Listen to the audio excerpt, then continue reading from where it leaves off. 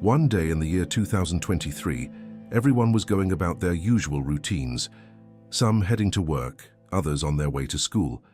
Though their destinations were different, the main mode of transportation remained the same: the train. People might usually avoid interacting with strangers, but within a short span of time, they would find themselves standing shoulder to shoulder with people they had never met before, packed tightly into the cramped space of a train car. During this brief ride, they typically occupied themselves with simple activities, not paying attention to who was around them or what those people were doing. Everyone thought today would be just another ordinary day like any other, unaware that the train car they were in would never reach its destination.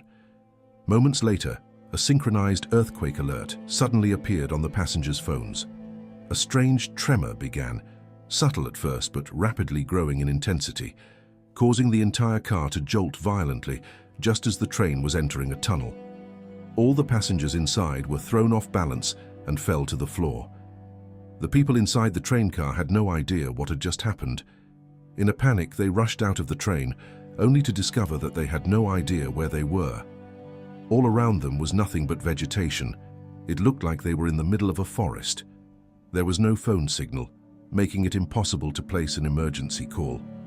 Among the passengers was Yuto Shirahama, a firefighter. Unlike the others, he immediately focused on ensuring the safety of everyone and began thinking about how to carry out an evacuation, checking on passengers who might have been injured.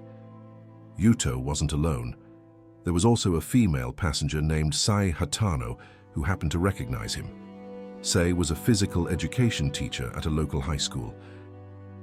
Meanwhile, panic was unfolding at the train station, where police discovered that 2 train cars had detached and vanished under mysterious circumstances.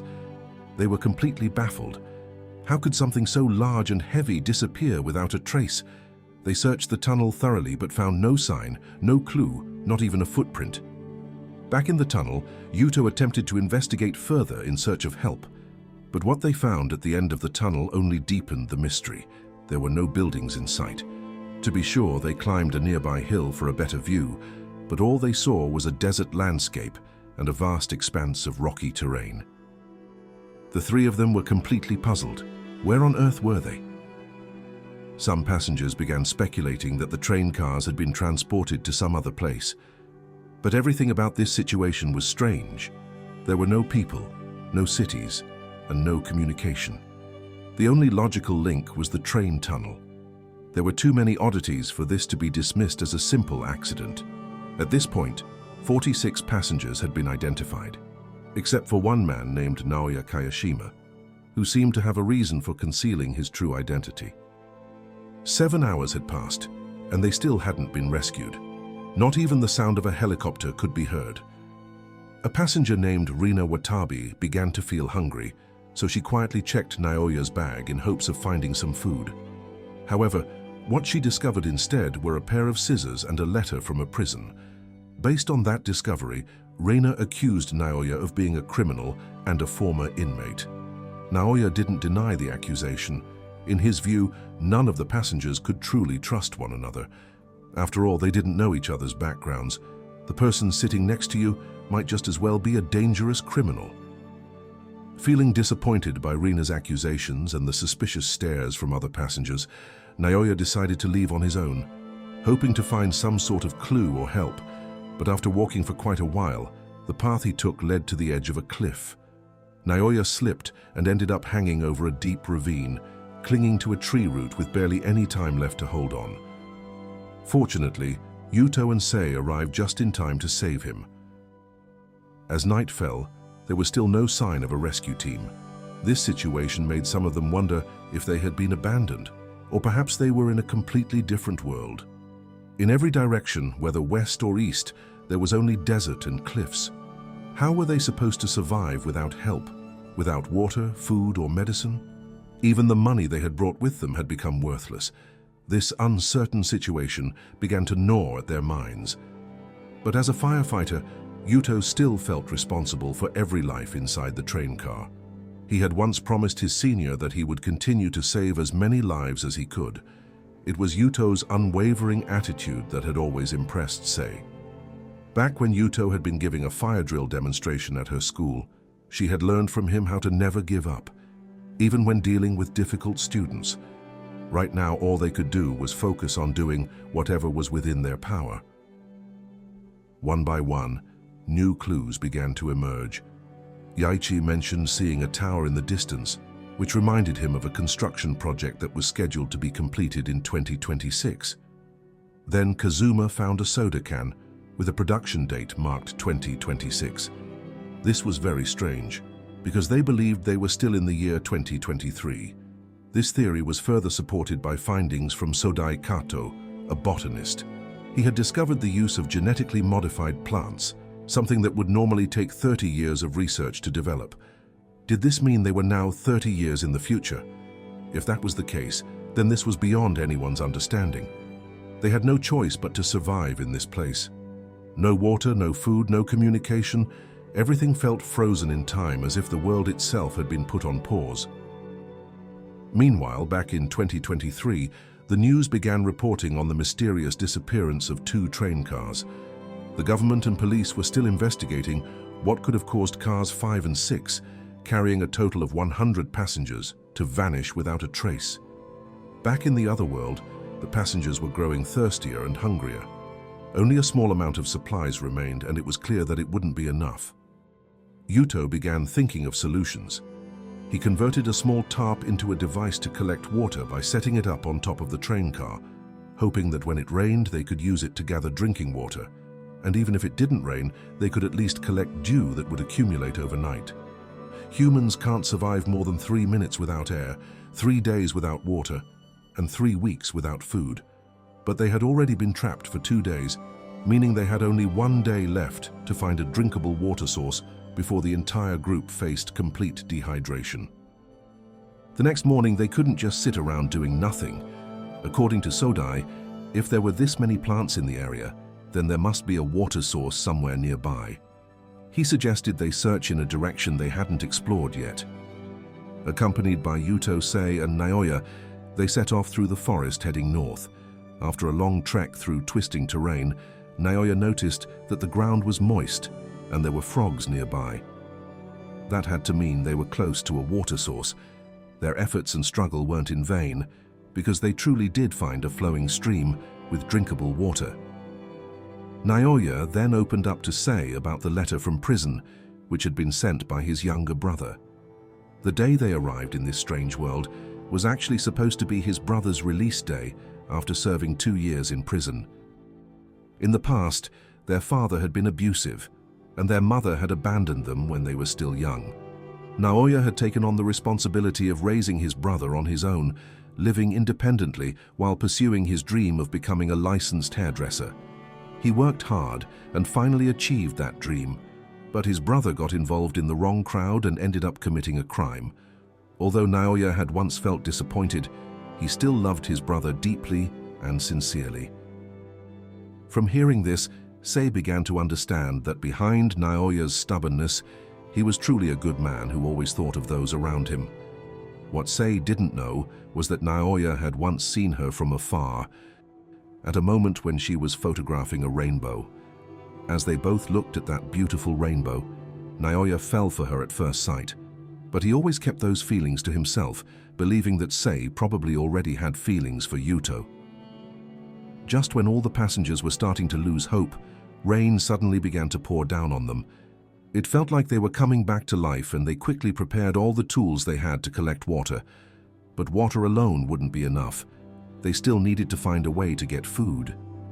This time, many of the passengers began to join in the effort, helping search for anything edible. Thankfully, Sodai, being a botanist, was able to quickly determine which wild plants were safe to eat and which were dangerous. While chatting, Rina handed Sei a fruit she had found and asked her to try it. But shortly afterward, Sei suddenly collapsed in pain. Rina panicked and screamed for help.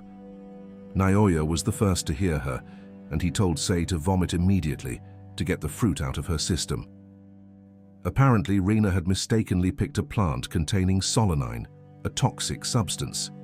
It closely resembled the plant previously confirmed as safe. Fortunately, Sei had only eaten a small amount, so it wasn't life-threatening. Following Naoya's guidance, the passengers began working together to gather or craft their own cooking tools, using things like metal boxes as pots, bamboo as plates, and even sharpening ATM cards to use as knives. When they finally served the soup they had prepared, they were surprised by how delicious it tasted. Not knowing how long they would be stuck in this world, they agreed to no longer keep secrets and began opening up about their personal backgrounds. Whoever they were, and no matter their past, everyone had some good in them. They had all worked together to survive the hardship they faced, holding on to the hope that someday they might return to the world they came from. The next day, as usual, they intended to go out in search of food. But during the journey, Naoya thought he saw a stranger pass by. Not long after, he heard groaning. It turned out to be Sodai, who had been stabbed and was badly injured. Given the situation, they needed to stitch up Sodai's wound using whatever tools they had. Luckily, Yuto was the only one capable of administering first aid. Though hesitant at first, with Naoya's encouragement, Yuto, who didn't want to let another life go to waste, bravely took on the task of stitching the wound to save Sodai's life. Using Sodai's notes, they gathered plants that could be used as medicine, those with antibacterial properties, to prevent pus and inflammation. Sodai was unconscious for 3 days and nights. Slowly, his condition began to improve, and he finally opened his eyes. But a mystery remained. Who stabbed Sodai? This meant someone else was out there besides them. Based on a suggestion by Yaichi, who worked in a security company, they devised a plan to catch the culprit by setting up traps in various locations. By now, it seemed many of them had misunderstood Naoya.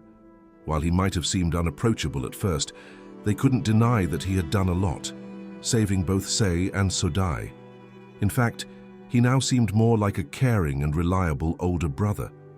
With his skills, Naoya even volunteered to cut the hair of any female passengers who needed it, including Sei, who had started to develop feelings for him. Shortly after, they heard one of the traps go off. Yuto and Sei rushed to the scene and found a young boy caught in the trap, but the child managed to escape and tried to flee south. During the chase, they were forced to stop when they discovered a river.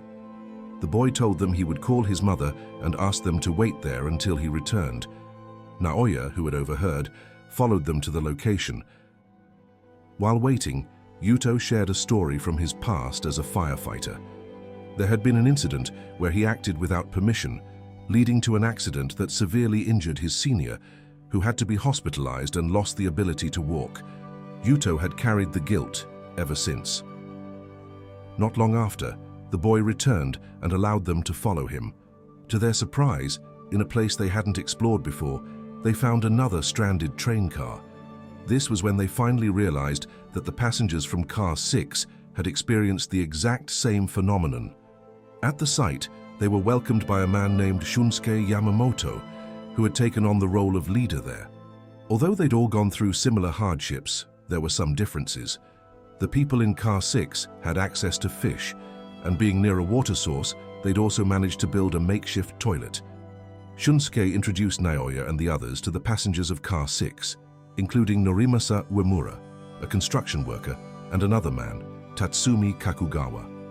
To Naoya's shock, he immediately recognized Tatsumi as the mysterious man who had stabbed Sodai.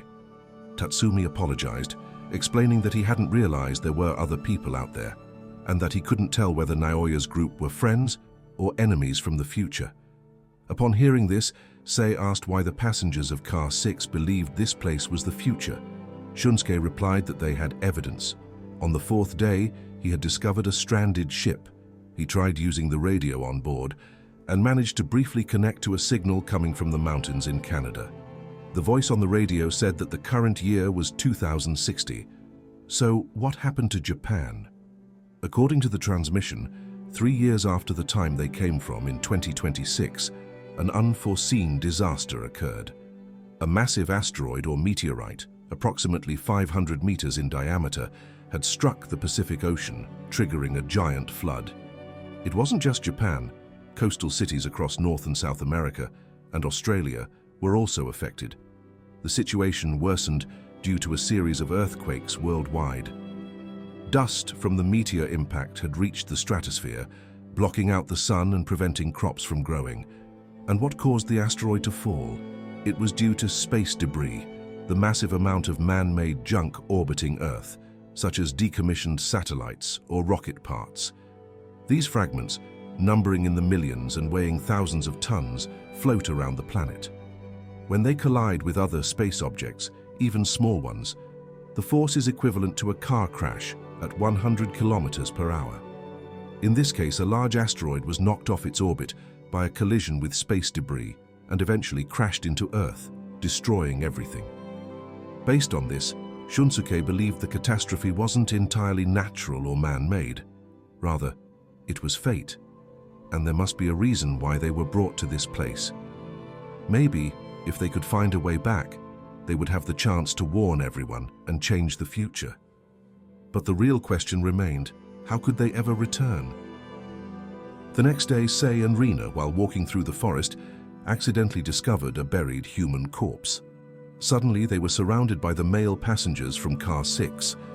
Rina struggled and managed to escape to warn the others, but Sei was still trapped, prompting Naoya and Yuto to rush out in search of her. Sei was relentlessly pursued by the men who intended to capture her. With no leads, Naoya searched all the way into Car 6, where he happened to find a chair that had been deliberately covered with visible bloodstains on it. Eventually, Shunsuke revealed the truth about an incident that occurred when their train shifted into the future. Among the passengers of Car 6, there had been a criminal who had threatened to kill people. Shunsuke had tried to protect someone, but instead accidentally killed the criminal. The body Sei and Rina found was that criminal. Since that incident, the other passengers began to treat Shunsuke as their leader. Meanwhile, Sei decided to hide inside a stranded ship, and while there, she saw Shunsuke enter the ship and use the radio. But to her shock, Sei discovered that the radio cable was disconnected, meaning Shunsuke had lied to everyone. Unfortunately, Sei's hiding spot was discovered by Shunsuke. With his lie exposed, Shunsuke confessed that he used to be a company director, but his business had gone bankrupt, which happened around the same time the train was transported to the future. Shunsuke had the idea to start building an empire from scratch in this new world. However, the story about the disaster was true. He had found a notebook, seemingly belonging to the ship's crew. The information written there confirmed that the catastrophe really did happen in the year 2026. But Shunsuke didn't want Sei to expose the truth about him to the others. He tied her up and locked her inside the ship, though he still gave her food and water. Since Sei had yet to be found, the residents of Car 5 began preparing tools that could serve as weapons in case of an attack. The passengers from Car 6, however, misunderstood the situation and believed that the people from Car 5 were planning to take over their territory. Just as predicted, the people from Car 6 launched a surprise attack on Car 5, and a battle broke out between the two groups, both suffering damage. Meanwhile, Shunsuke went to the ship to check on Sei, only to find that she had escaped. Sei returned and intervened to stop the fighting, revealing to everyone that Shunsuke had imprisoned her in the ship. She exposed Shunsuke's lies. He had never sent out any SOS signals because the radio had been broken the whole time. Shunsuke had only pretended to send messages in order to give everyone hope and keep them unified. He had planned to rebuild his own empire from nothing, but now, after everything, that dream seemed impossible.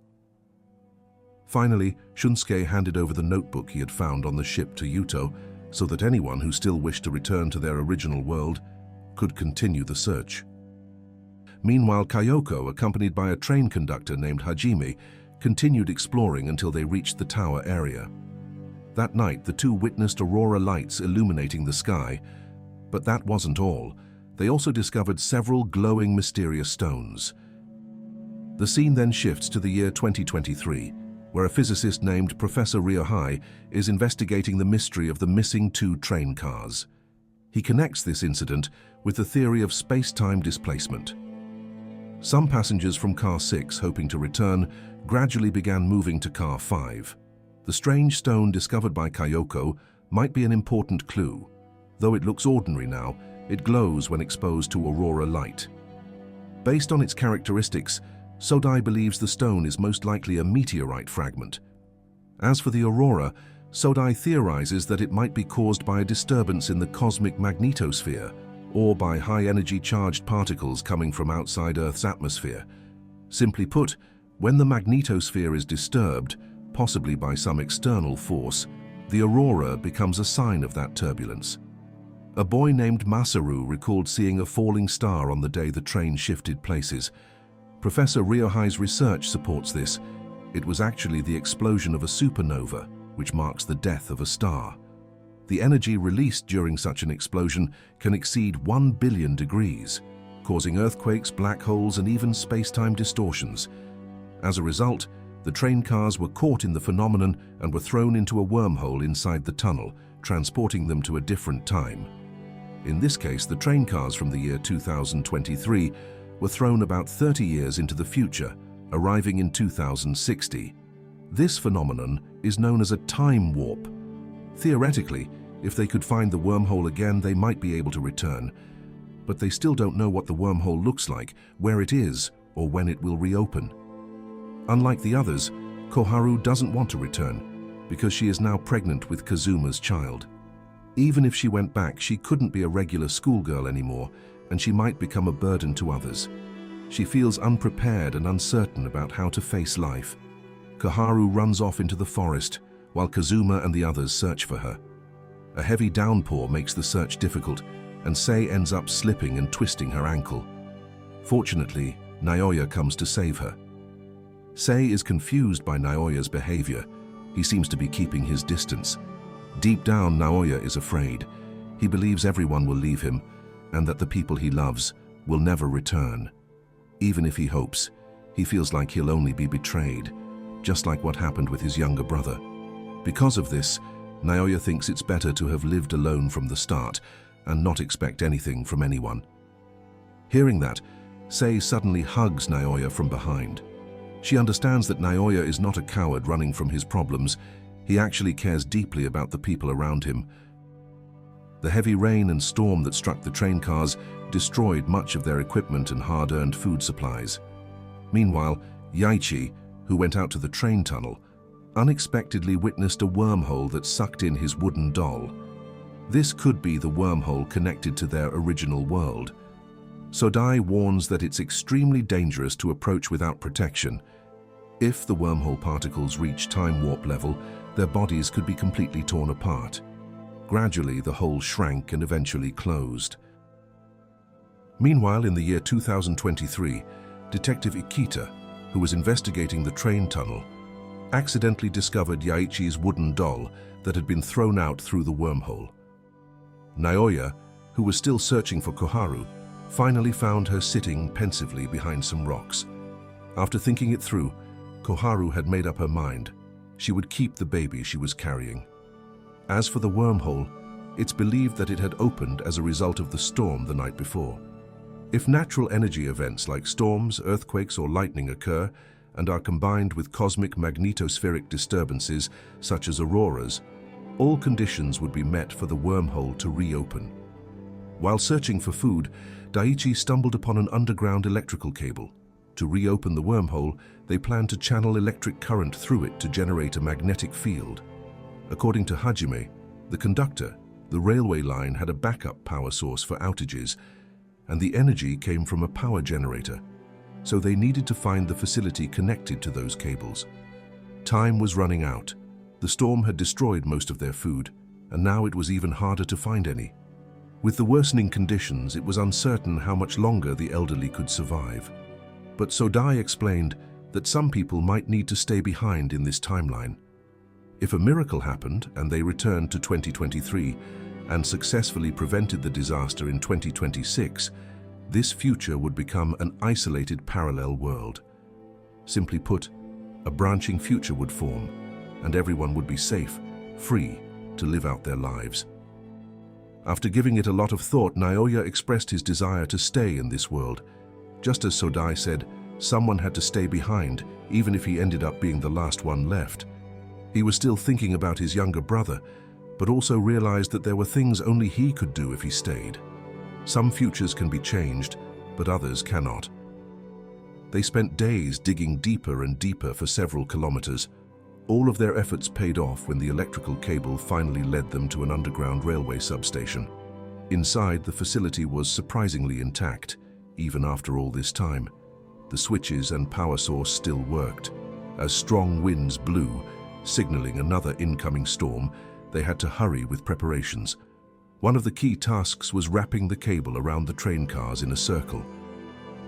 The next morning, Naoya saw the aurora glowing in the sky, followed by disruptions in the magnetic field. His decision to stay behind made Sei deeply sad. She had just begun to truly understand Naoya, and he had quietly touched her heart. She couldn't accept the fact that, after everything they had been through together, they would now have to part like this. Even Yuto was upset by Naoya's decision to stay behind. He believed Naoya was running away, frustrated that he couldn't protect or help his younger brother. To them, Naoya was no longer a stranger.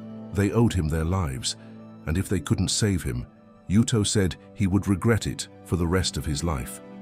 Finally, the group hurried back to the train after activating the generator. Just as they expected, once the cable was connected to the glowing stone, the wormhole began to form, growing larger and larger.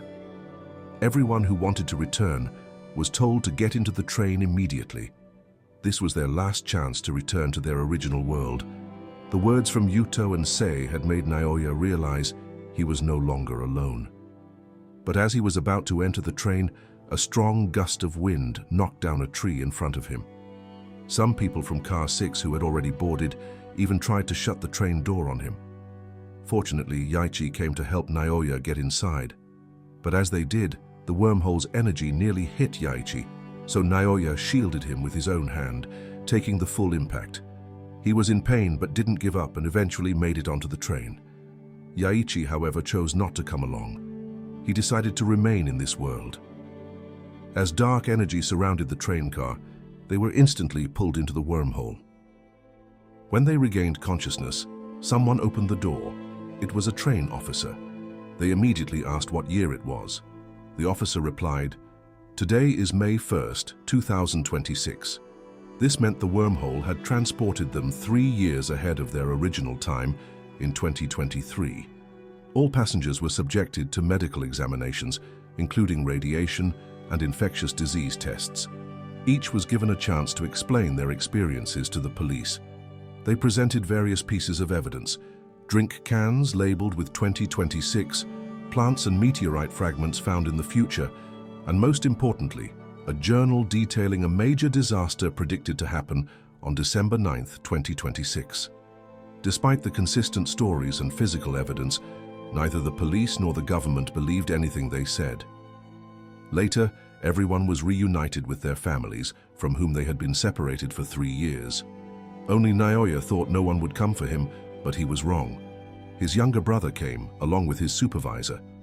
Overwhelmed with emotion, his brother apologized for everything he had done in the past and expressed his deep gratitude and relief that Naoya, his only sibling, was alive and had returned. The first place Naoya wanted to visit was the salon where he used to work.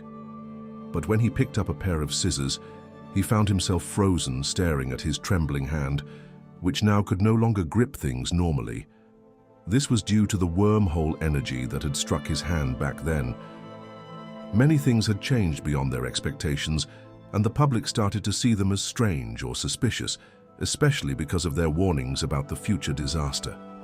Meanwhile, Professor Ryohei had received new updates about a foreign object approaching Earth. Based on its distance and velocity, calculations showed that the object would collide with Earth in December 2026. This discovery confirmed that the train survivors' statements were true. As for Daiichi, he created a public video channel to share his knowledge of the future.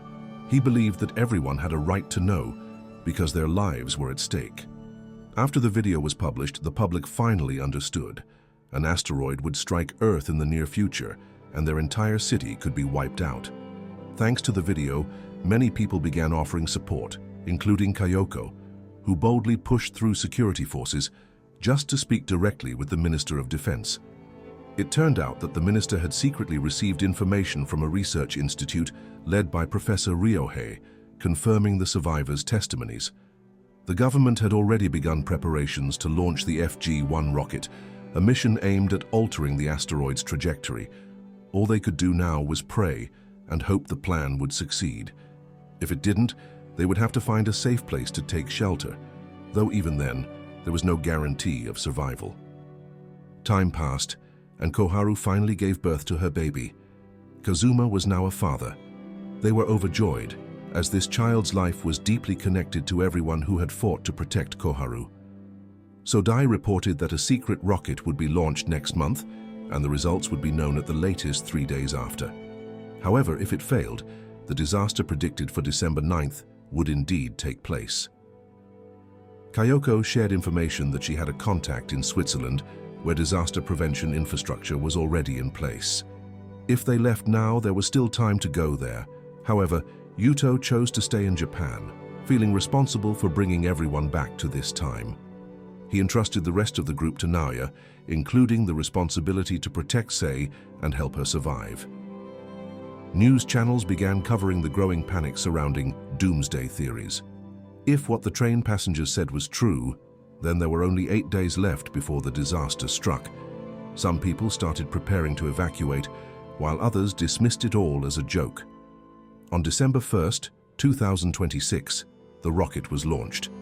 In a video, Daiichi stated that no one could be sure whether the government's plan would succeed or not. He urged everyone to prepare themselves, so that if the worst happened, they wouldn't live with regret. Meanwhile, Naoya reflected that perhaps his destiny, jumping into the future and returning to the past, was meant to teach people in this world about the importance of caring for one another. He acknowledged that he would never have survived if others hadn't saved him. Because of that, Naoya couldn't allow Yuto to carry all the responsibility alone. Elsewhere, Sei was holding Koharu and Kazuma's baby when she got a call from Kazuma saying that Yuto had decided to stay and Naoya wasn't with them either. Sei's expression immediately turned sad. Just then, Naoya called her. Before everything ended, he wanted to confess something to Sei. He had actually known about her long before they met on the train. He never imagined someone as gentle and kind as Sei could exist in this world. That's why he promised he would never forget her. Before Sei could respond, Naoya ended the call. But she had heard the background noise. He was clearly at the train station. She rushed there, and sure enough, Naoya was stunned to see that she had found him. From the depths of her heart, Sei had always prayed that this place, even just a little, could be somewhere Naoya felt at peace, because to her, Naoya was the only man who had ever filled her heart. Without saying a word, Naoya embraced her. His farewell.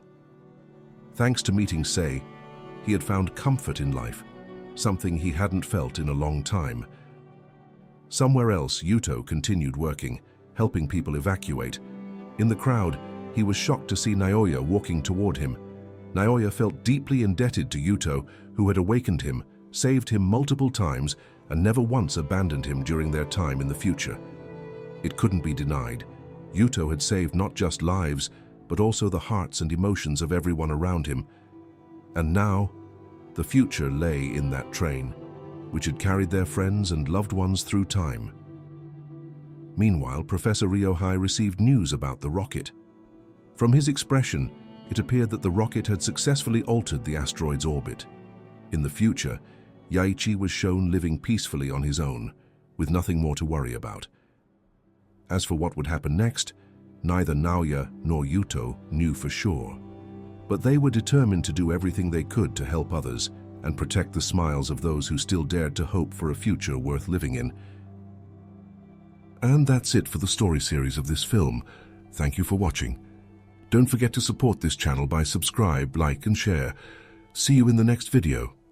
Goodbye.